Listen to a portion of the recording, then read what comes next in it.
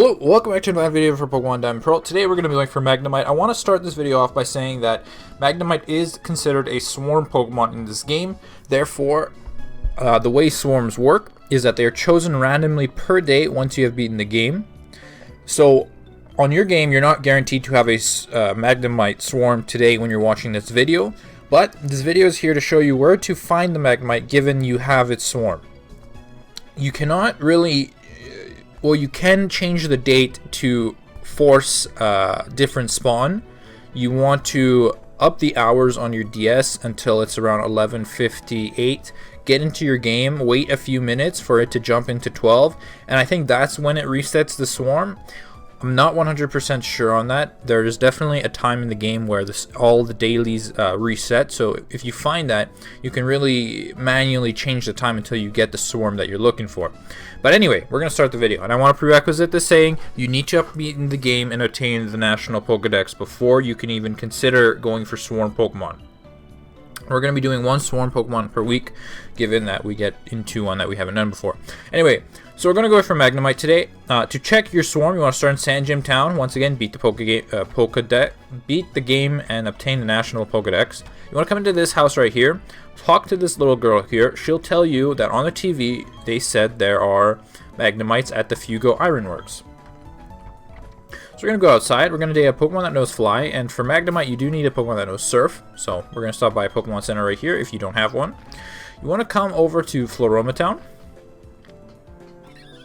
And you can use a repel of sorts here. It would make your trip across the water much easier. You don't have to get into encounters with any water types, but the encounter rate on that, is pretty low to start with. Okay, so we're going to go east here. And again, this is where you need the Pokemon that knows Surf, right onto the water. And be warned, surfing in Diamond and Pearl is excruciatingly slow. This is legitimately how fast it goes. So just follow my route here.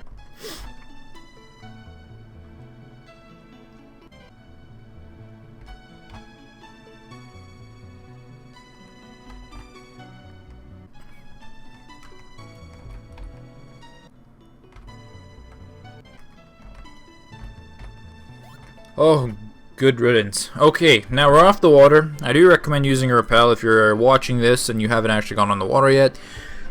Clearly I was wrong and there's a lot of encounters on the water, so... Anyway, we're here at the Fugo Ironworks. You want to make sure your repel goes off. And Magnemite is here in the grass. It has a 40% counter rate, independently from the rest of the encounters on the route. So everything else combined adds up to 60, and Magnemite comes up to 40. Pretty easy to find, basically 1 in 5. No, 1 in 2. Anyway, let's go in the grass and find one.